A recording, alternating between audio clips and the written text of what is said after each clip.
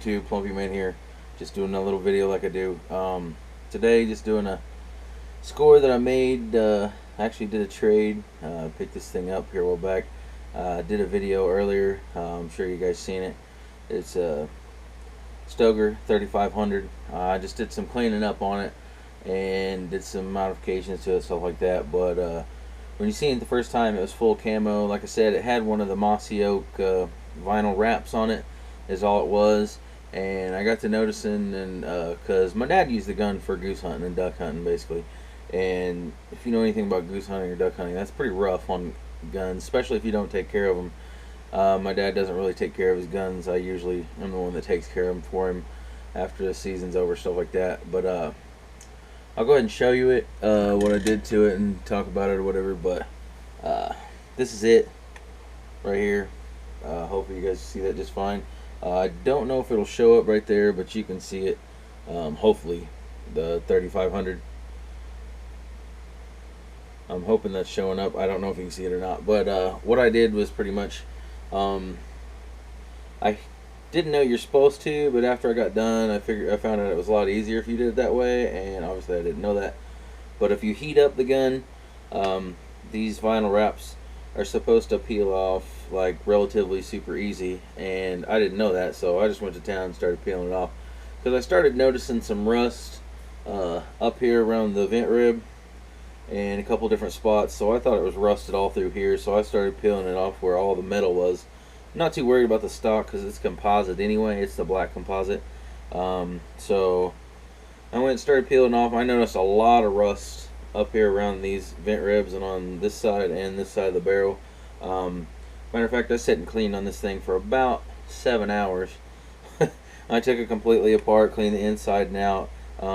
And why it took me so long was there was a lot of rust on the barrel itself, and I got 90% of that off there, 95 probably. And I thought there was going to be a lot of rust on the receiver here itself. There wasn't any, and inside of it I thought there'd be rust, and there wasn't any in there either.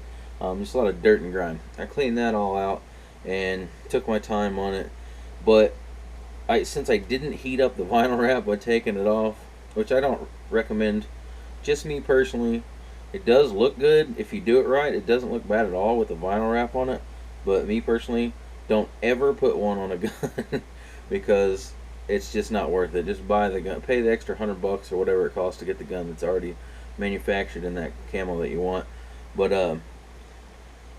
after that being said, I took it all apart, whatever, cleaned it and did all that. And anyway, when I took the vinyl wrap off the barrel and off the receiver, there was this thick, gooey, like the glue that's on the back of the vinyl, and it took me a long time. I mean, like I said, I cleaned on this gun for almost 6-7 hours trying to get all that goo off of it, and finally got it off there.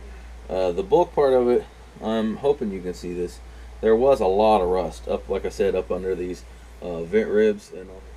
But coming back to the gun, sorry for the mishap there. Like I said, there was a lot of rust around here. Basically all of it was on the barrel and around the vent rib. Go ahead and show you this side of it.